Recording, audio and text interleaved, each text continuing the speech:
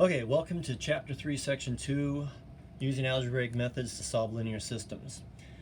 In this example, we are going to classify the system, and we're going to figure out how many solutions you're going to get. Okay, so and this goes back to a section that we actually skipped, which is in Section 3-1, Chapter 3-1. So if you want to take a moment to go back and read that, we didn't cover that section. The part of it that I need from it, I'm going to talk about right here. Okay? When I classify a system, if you get an answer, then it is consistent. Consistent. Make sure I'm spelling this right. All right? There are a couple of things that can happen. If you get one solution, then we call it independent.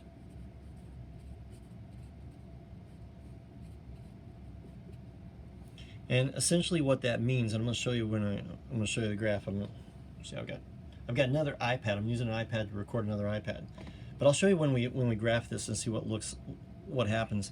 Essentially that means that you're going to have two separate lines that are going to intersect at only one point, which is what we've done so far. Every problem that we've done so far in the previous two videos has been consistent and independent. However, it is possible to get an infinite number of solutions, in which case, if you have an infinite number of solutions, those two lines are going to be dependent on each other. How could you get an infinite number of solutions? We're going to show you with some examples. The other thing that could happen is you could be inconsistent. And if it's inconsistent, you get no solutions. So, if you get an answer, or if you get any type of answer, it's consistent. If you don't get an answer, it's inconsistent. No solutions. Under consistent, you're either going to get one and only one answer, so you get a separate x and a separate y, like all the problems we've done so far, or you're going to get an infinite number. If you only get one, they are independent, and if you get two, they are dependent. So I'll probably type that all up and post that in Schoology so you can see it, other than my marker up there. Let's see what happens with this one. All right, it may end up like this is just like all the problems we've done so far, where I get x equals something, y equals something, or maybe something else is going to happen. All right, so this right here is in standard form. Both of the equations are in standard form, so I'm going to use the elimination method. But in order to eliminate something, I got to multiply the first equation and the second equation by something in order to make one of these terms drop out. Well, I've got 3y here, so if I multiply this by -3, that's going to make my y's add up to 0, which they will quote-unquote drop out. So I'm going to multiply this by -3. -3 times 2 is -6x.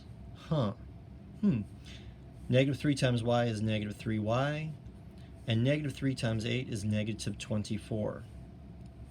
The other one I don't have to do anything to. I get 6x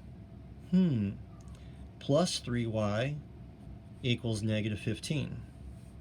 Let's add those up. So -3y plus 3y equals 0y. That's good, that's what I wanted. But check this out. -6x plus +6x also equals 0 times x. -24 plus -15 is -39. Well, on the left side, I get 0 plus 0, which is 0. 0 does not equal -39.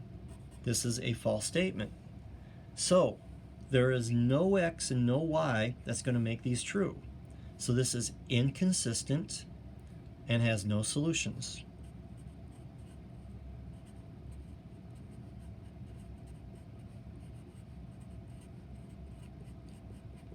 And just to be clear for following the directions, this is the classification, okay?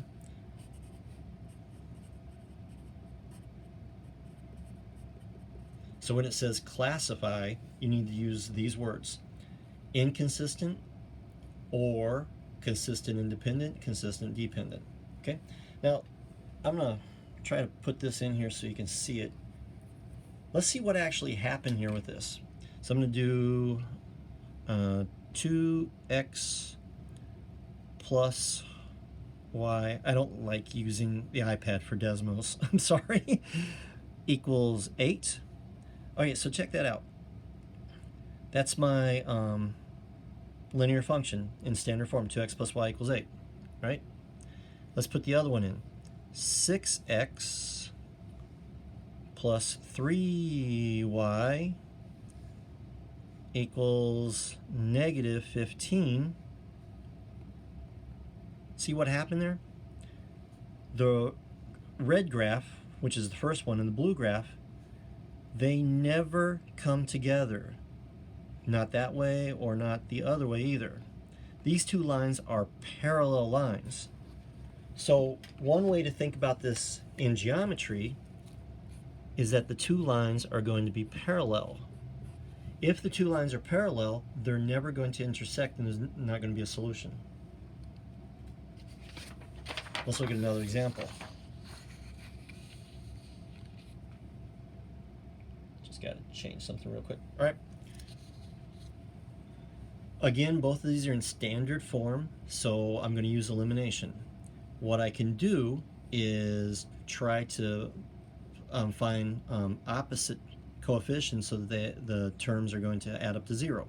Here's 8y, so I'm going to multiply this by negative 8. So I'm going to multiply this one by negative 8. So the first one I'm going to leave alone. 56x plus 8y equals negative 32. For the second one, I'm going to get 7 times negative 8, which is negative 56. That's odd. Negative 8 times y is negative 8y. I think I see what's happening here. And negative 8 times negative 4 is positive 32. I'm going to add all of the same terms. I get 0 times x plus 0 times y equals 0. 0 equals 0. That's a true statement. And that doesn't matter what the x and y are. I got 0 equals 0, and that's going to be true no matter what the x and y are. So, going back to my list, this is consistent because I did get an answer, but I got an infinite number of solutions, so it's dependent. So to classify it, it is consistent and dependent. Now let's take a look at what the graph says. Again, I don't like using Desmos on the app. So I do 56x plus 8y equals negative 32. So there's that line. I'm going to go to the home screen so you can see a little bit better. And 7x plus y equals negative 4. Hopefully I typed it right. All right, so now let's center this a little bit. Check out what just happened here. I'll zoom in.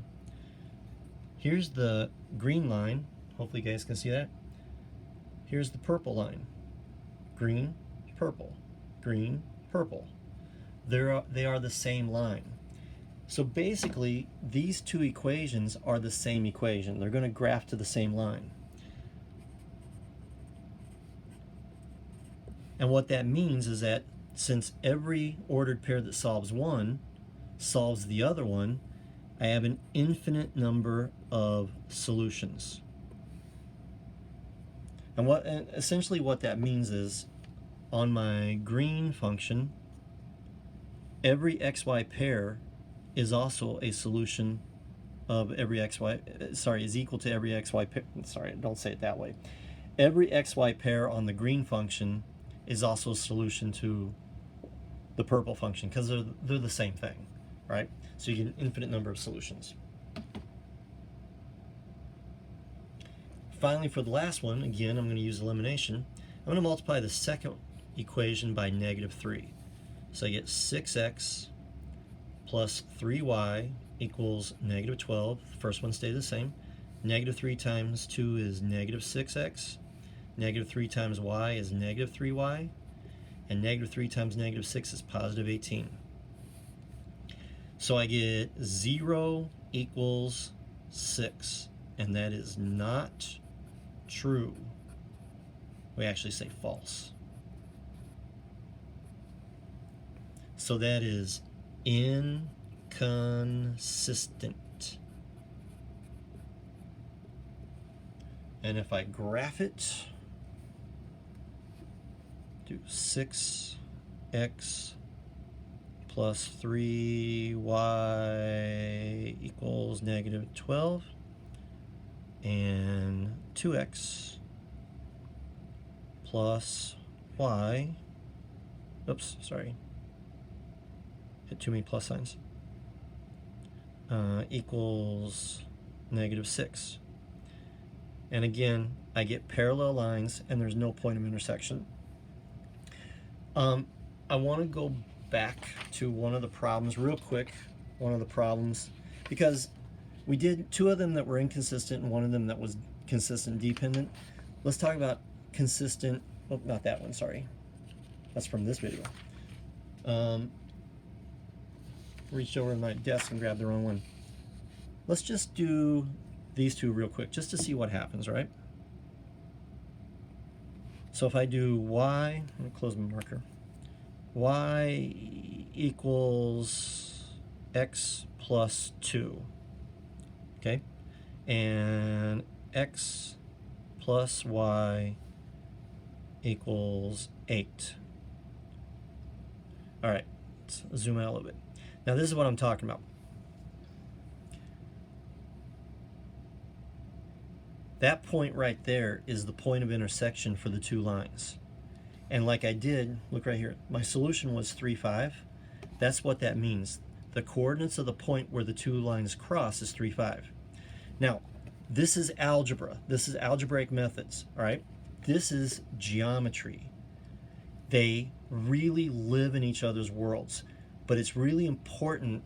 The idea that we can change these algebraic equations into a geometric line, that's something that was a huge step forward for humans understanding math. Believe it or not. You guys are so used to it, and I am too, that we don't really take time to appreciate how important that is.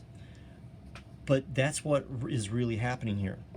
I got the answer algebraically for this problem using substitution method. This is what it is with the graph. Now, the graphing comes from Chapter 3, Section 1, and this is Chapter 3, Section 2. We skipped 3.1 simply because all you have to do is graph it on Desmos. So that's why we're sneaking in a little bit of it in here, and we're just saying, just go ahead and graph it on Desmos and find out where it crosses. So for all the problems that we did in the first 2 videos with substitution and elimination, if you want to check your work, just put them into Desmos, type them in, and see if they cross at the place, the X and Y that you got for your answer. Okay? We'll see you in the next video.